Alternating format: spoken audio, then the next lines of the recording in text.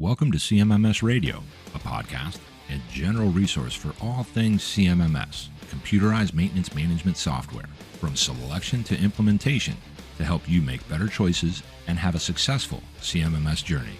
We'll bring in experts along the way to help us learn more about CMMS, facilities operations, and much more. If you need help with the CMMS project, send a message at CMMSradio.com using the What's on Your Mind link.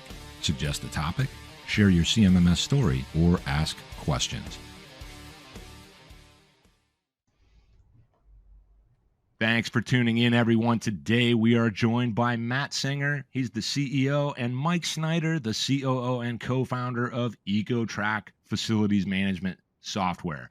It was founded in 2018 by seasoned restaurant professionals and service providers that saw a need in the industry for an asset-first facilities management software that solved the challenges of managing facilities across multiple locations. I learned about Ecotrak a few years back, had some great conversations with Matt Singer over the last couple of years or so, and we're finally able to line this recording up with both Matt and Mike. Gentlemen, welcome to CMMS Radio. Thanks, Greg. Thanks for having us. Yeah, thanks, Greg. It's an absolute pleasure. Now, for me, a lot of people that listen to the show or watch it, whatever it might be, they know I'm interested in these journey stories, where things really came from. So I appreciate you joining me to share the Ecotrak journey story and help our listeners really understand more about how this all started, the problems that you solve, and what's happening now and what's next in the maintenance management industry from both of your perspectives. So let's start there with Mike Snyder. What is the original problem that you saw and solved that led to the starting of Ecotrak? The original problem I found was being able to convert facilities into finance. There's a big disconnect between the two. Facilities managers typically are very technically sound and have a get-her-done mentality. Sometimes that get-her-done mentality didn't have the right focus on the impact it made financially to the organization. So without solving the problem of educating every facilities manager in the world of finance, we figured we'd give all these different stakeholders a different entry point into the software to get the results that they're both looking for, and to be able to balance out that approach between get her done and get her done smart with the financial mentality behind it.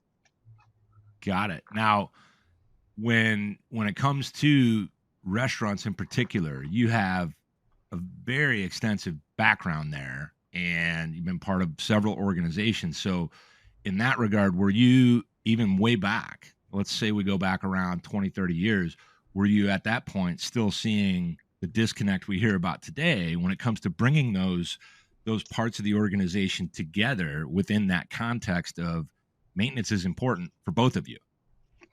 Yeah, I'll go back and say I'm defined as a frustrated operator. I came from the operations experience back in 1989, and I really didn't have a lot of restaurant experience when I first got into the business. I had a business background. I understood how to make money, what it looked like to make money. So when I got into the restaurant side, I realized really quickly that there's only one line on my P&L that was not equated to a percentage of my sales. It was the world of facilities maintenance. Because if my restaurant was doing $20,000 a week, my plumber still charged me the same amount of money they charged someone that did $50,000 a week. So that one line item in that P&L that was always cash on cash was in that facilities line item. So when I was trying to balance out my P&L, I always wanted to focus in on that facilities line item. As a plumber walked in my back door, he became my most expensive, highest paid employee that I had.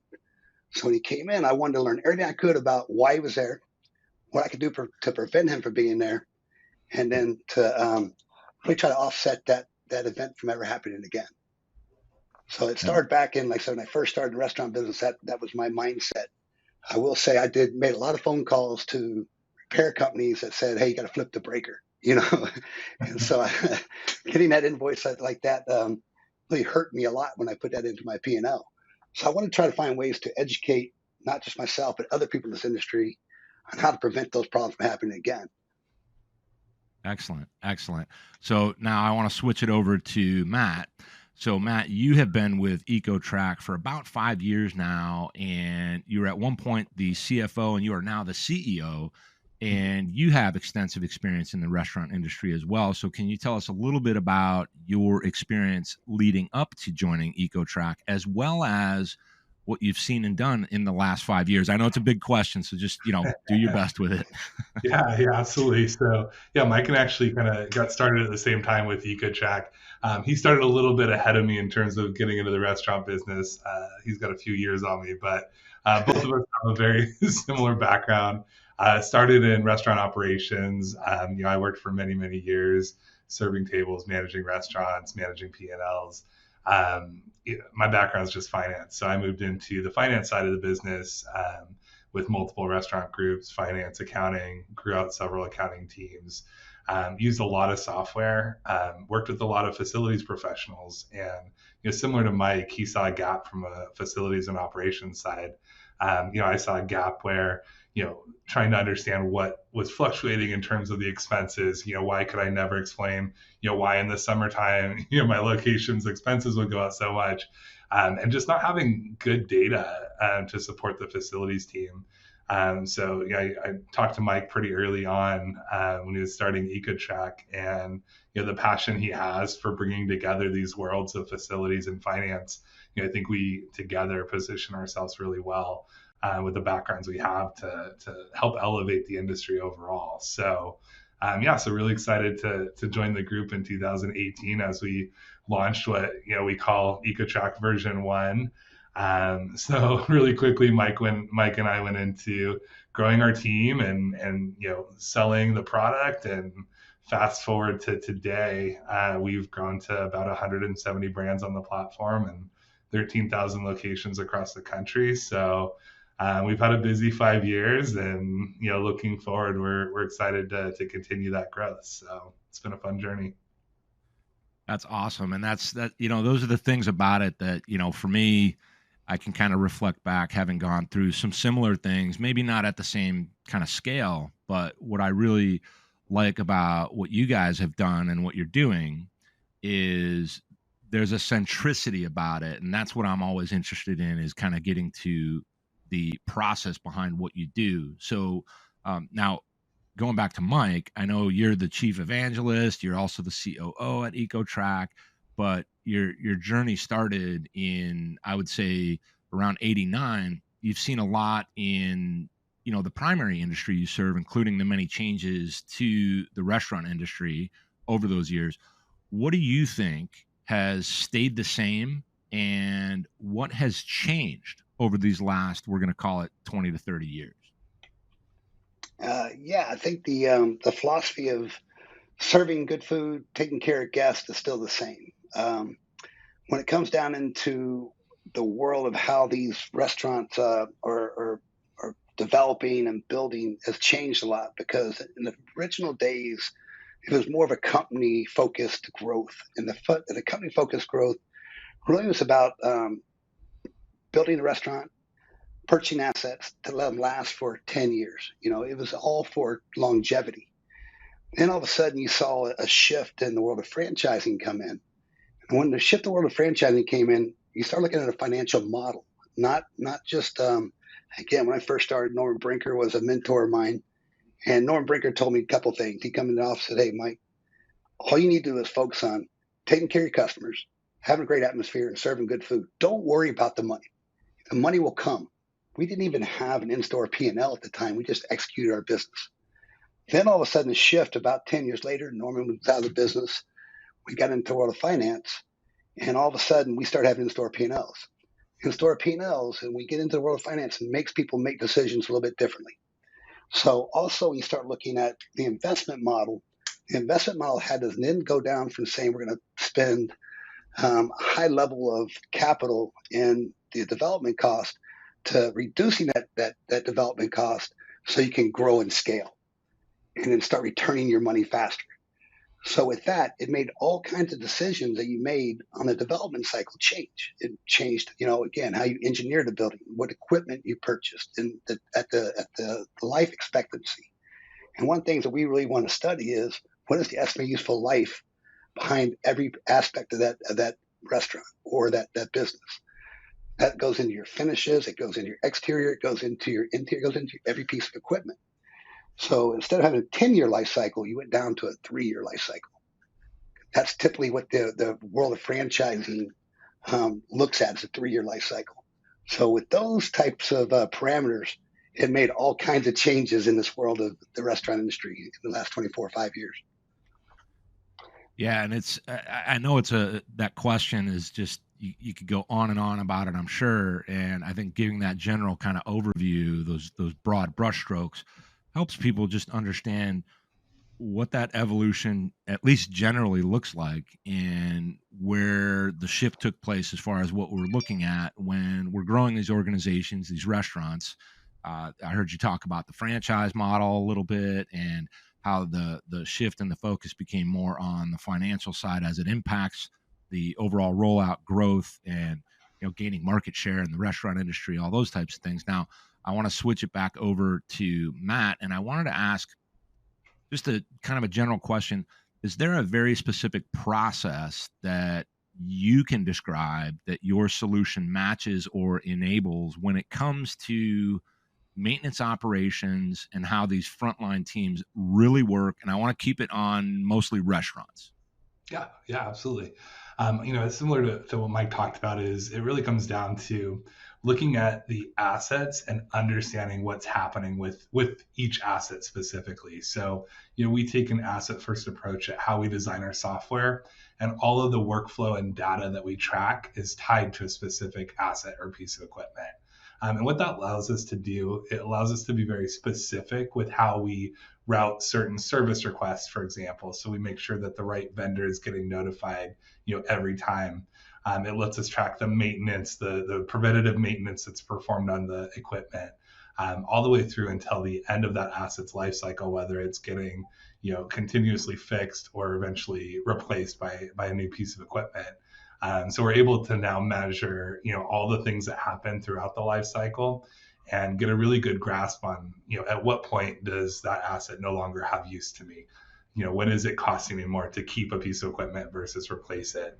And that helps with, planning, with, looking at your P&L, having a strategy around, your business's, financial profitability, because, you can have different approaches within, how you manage your assets and your equipment, whether you're, trying to extend the life cycle as much as possible, or, beefing up your CapEx. And, so there's a couple different ways you can be creative, and it all comes down to how much data you have around your specific assets.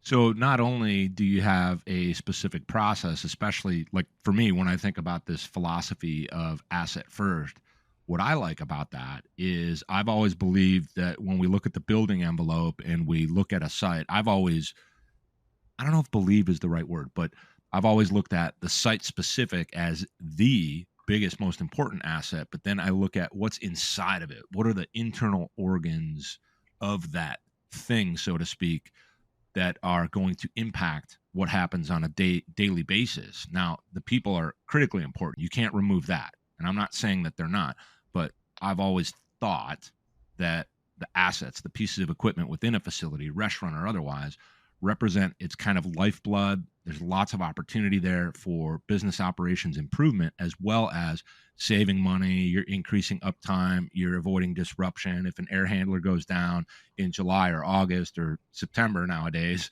in Southern California, you are going to suffer. You're going to lose as a restaurant if your air handling unit goes down. But then let's take it a step further and say, well, what's going to happen when an oven system goes down because the preventive maintenance on the hood cleaning system for that oven didn't happen 2 weeks prior?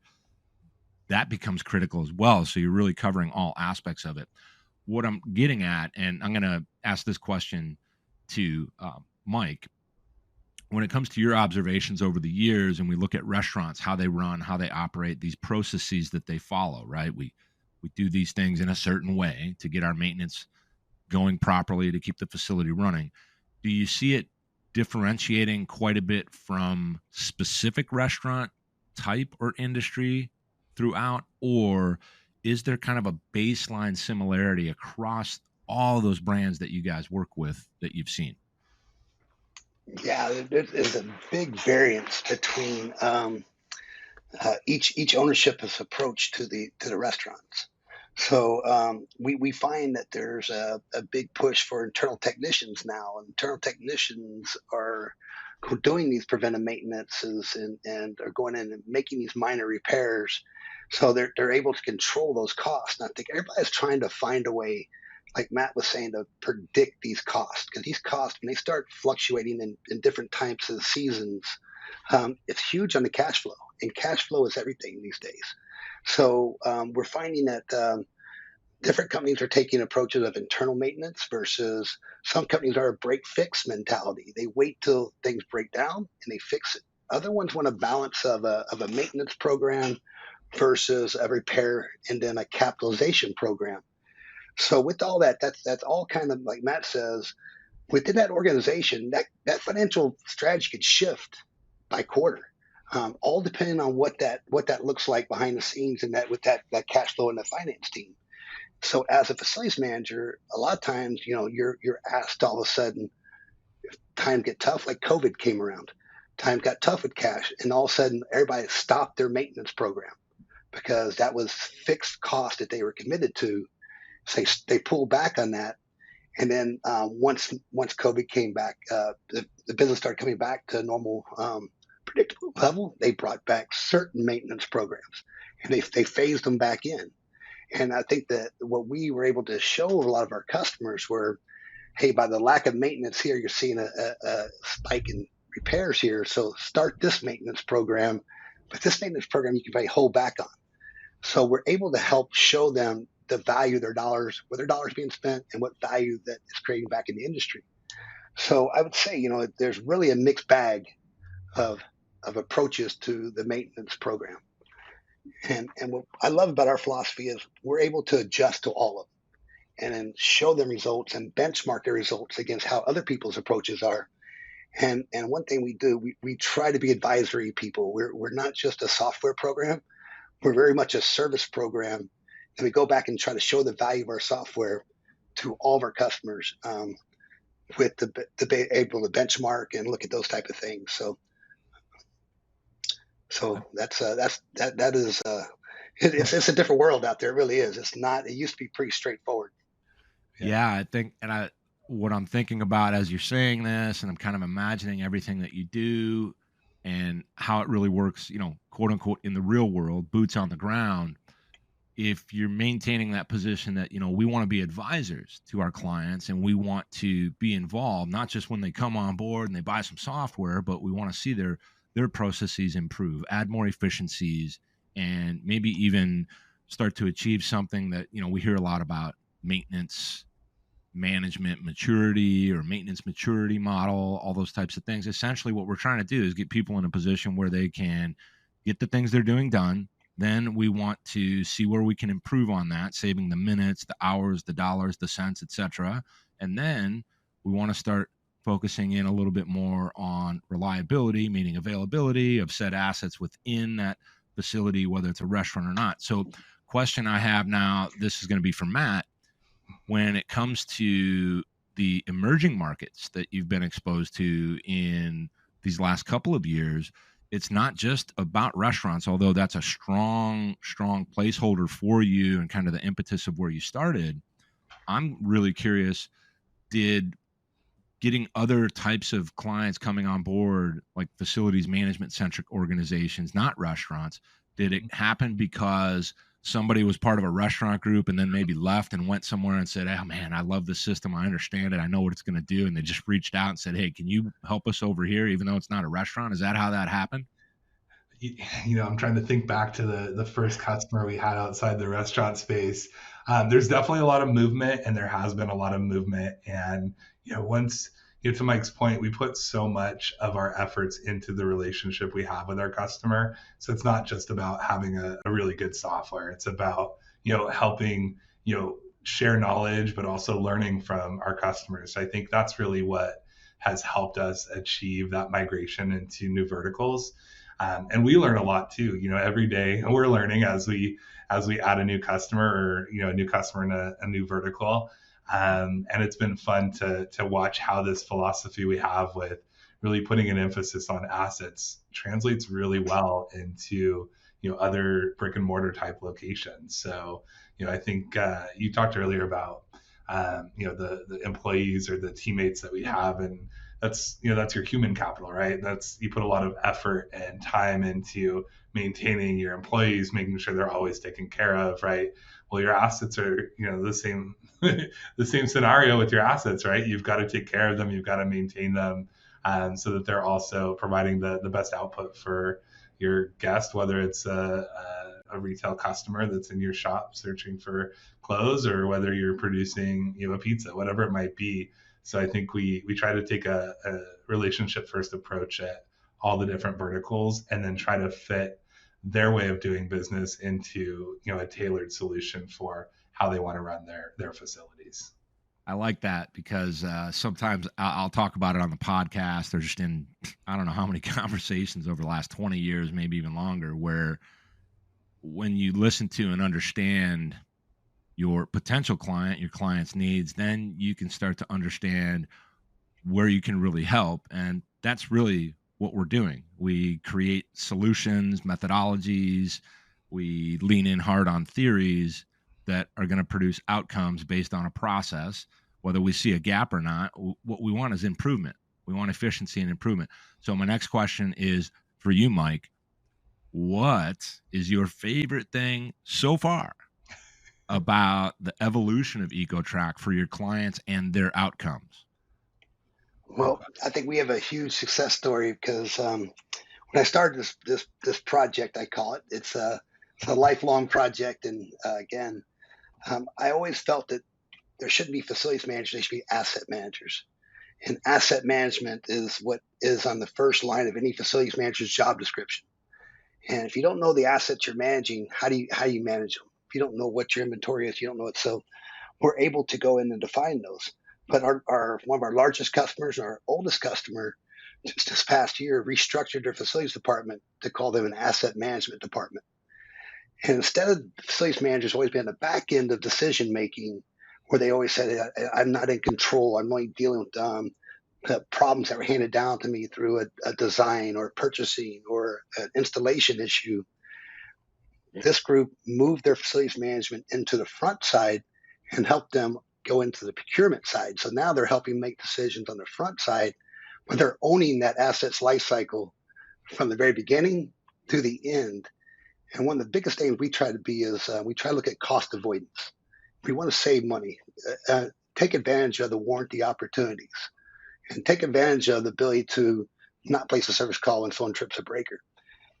So now, when they have control over that, they're building a solution from the very beginning of the concept or the purchasing part of the asset. So I look back and I said that was the biggest. It made me feel really, really good when that happened, because I do see that's the trend we're moving towards in the future. Yeah, what's interesting about that for me is I'm thinking about it and I'm seeing you describe it, and I can see the passion. That's important to me, because I think I understand it, because I have it too for what a lot of people do. I love connecting with people, and anytime we can learn one or two things, even help just one person, that's important to me, because that's where things start and then they can replicate. So what you've seen with this business, the clients, and we want to look at it more than just the business. We want to look at it as an industry. You're seeing a shift towards something that's an even further advancement and improvement on what you originally set out to do. And that's always exciting, because it's real. If you can see it and it's real and it's not just a bunch of BS, that's pretty damn exciting if you ask me, because you can see something kind of perpetuating itself. That's super, I'm going to say cool, whatever. Well, that makes sense. I always give Matt a hard time. We're 5 years ahead of ourselves, I believe, in this industry. And Matt's philosophy, having that in-depth finance background, me having an in-depth facilities background, and it combines, it just synergizes so well, and it gives us a full comprehensive solution to our customers that they didn't have before. And so I really think it's we have a perfect match in how we manage the company and what we're delivering to our customers. So it's a blast, to be honest with you. Yeah. I can see that. I can feel that. I watch the things that you guys do. I also know that you guys are fairly popular with, the trade show circuit. And I did want to do a little bit of a shout out so that everybody knows you guys are going to be at IFMA World Workplace, which is coming up fairly soon in Colorado. Is that true? That is true. Yep, we'll be there. Mike's got a big week that week, but I'll be representing the team, and I think we actually have a gig, 40 minutes on stage talking about technology and data in the facility space. So yeah, really excited about it. That's awesome. Are you going to do that one, Matt? Or are you guys going to have Sean do that? I'll be on there with Sean, so him and I are going to tag team it. Yeah, I've seen a couple of things he's done, and he does a great job just engaging with people and really kind of explaining things in a way that you can stay engaged. And I think that's also important, and it comes back to that kind of passion and what you're doing, trying to do good work. A couple other things. I want to be really mindful of your time, and again, I want to thank both of you for being on here. Now this one's going to go to Matt. What do you see happening in the future for CMMS and the maintenance space, as well as for Ecotrak, when it comes to positive trends or innovations? That's a great question, and we try to always live a couple years ahead of where the industry is, right? And there's a lot of talk right now about artificial intelligence, machine learning. I think nobody can really define exactly what is going to change or how that's going to impact the facilities teams and those customers that we have on the platform. But the way we're looking at it is how can we continuously learn using whatever tools we have and then implement those learnings in some type of automation into the softwares that we use. So it'll be slow. It'll be an easy way for our customers to stair step into having a really advanced way at looking at technology and facilities management is kind of what I envision. So that's what's in Ecotrak's future as well. We're looking at launching our version 2 here in the next 35 days or so, Ecotrak 2.0. And that really sets us up for the next phase of our growth, which is really exciting, where we'll be able to share a lot of the learnings that we've had in the form of our products. So excited. Yeah, that's something I'll try to keep an eye on, because as I see things, I might want to hook up again and at least learn a little bit of info that I might share for the listeners.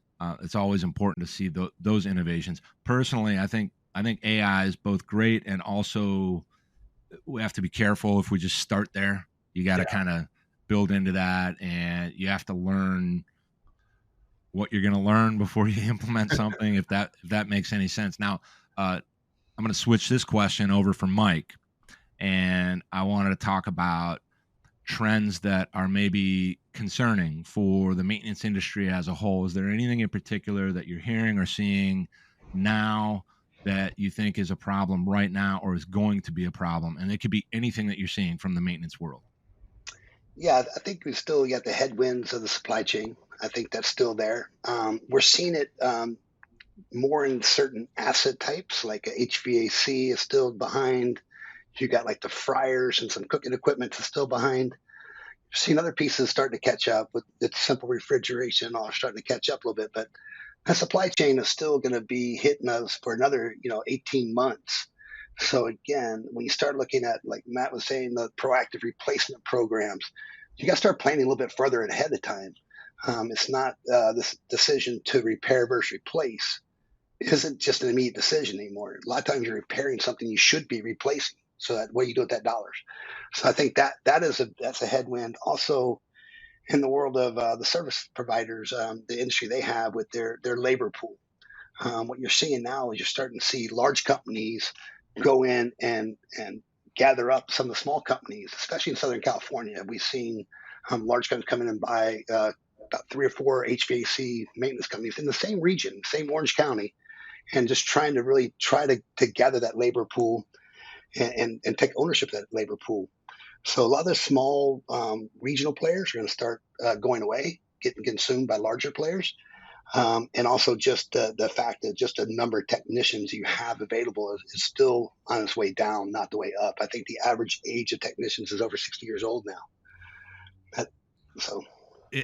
That's it's a real common thing to talk about right now. I think people need to keep talking about it. I don't care if you've heard it 100 times, talk about it another 100 times, because that for for me, I agree with supply chain, but when we talk about the skilled trades gap, it's very serious. You got tribal knowledge that's going away. We got people that are retiring, moving into other industries, slowing things down.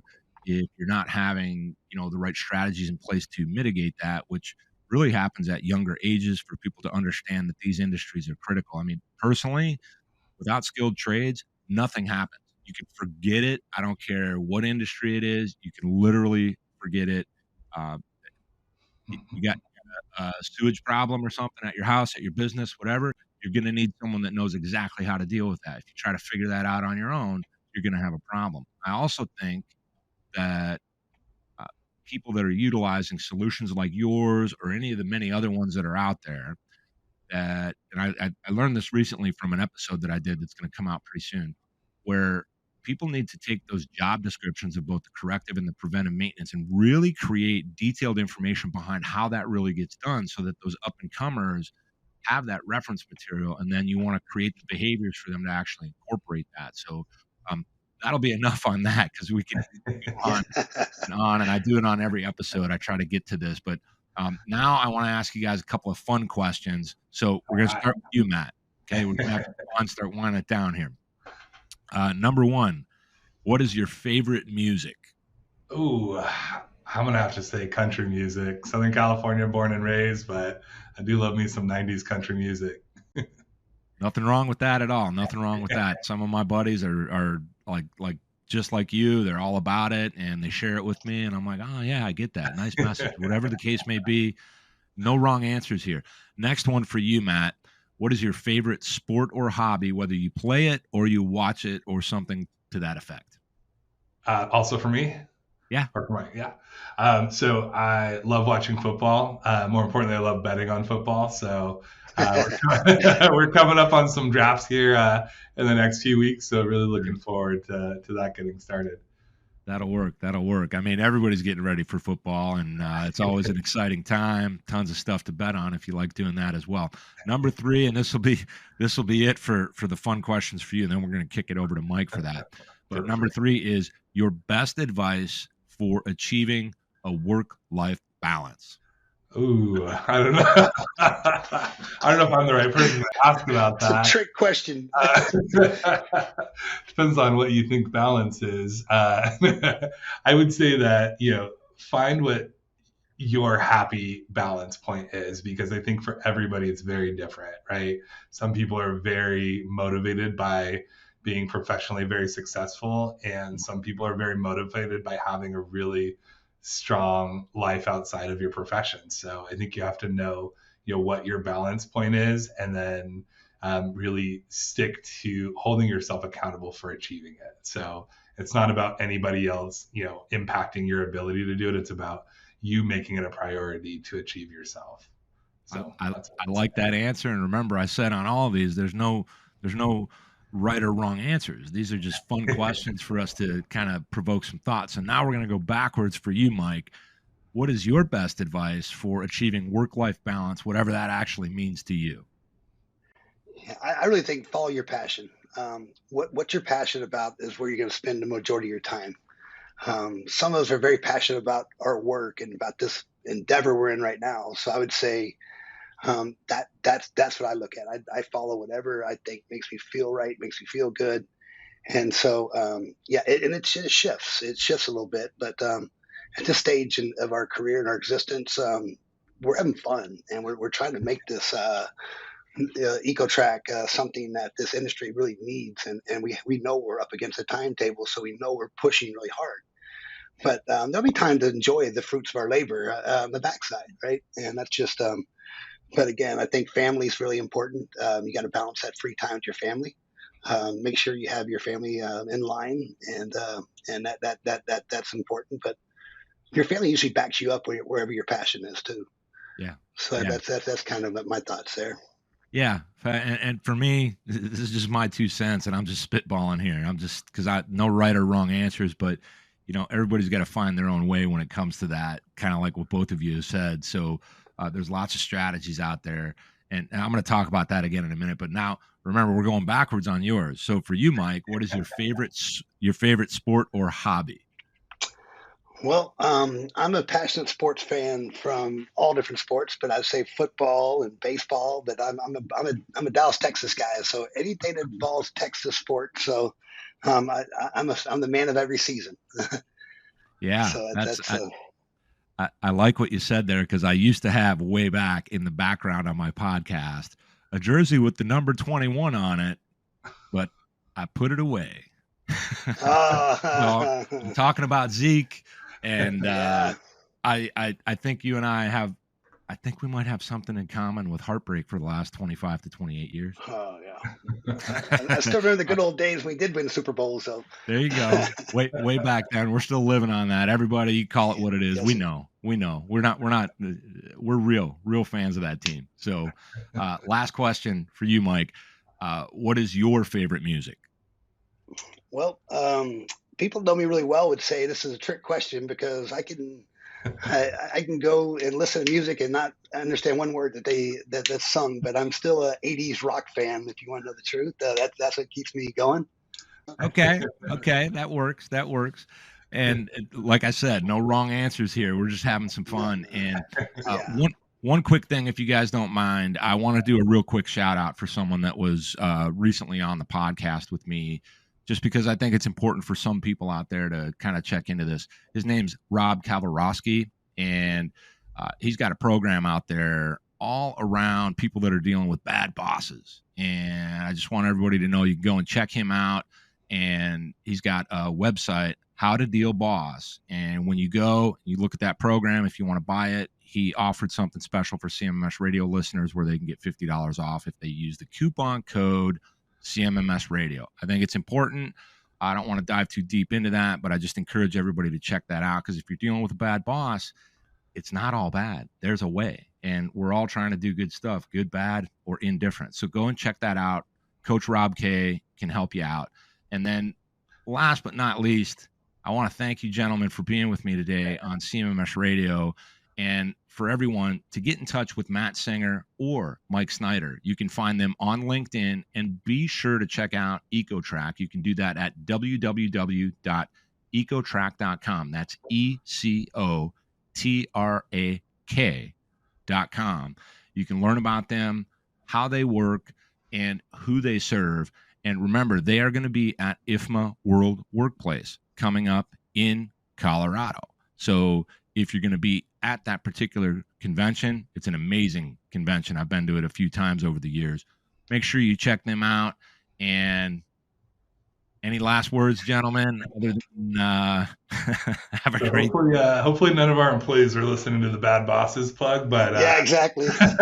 if they were, that was not meant for you guys. There you go. That's fair, guys. I keep an eye on some of the things you got going online, and I know you've got a good, strong, tightly knit group over there, and that's important to me too, because I've lived on both sides of that.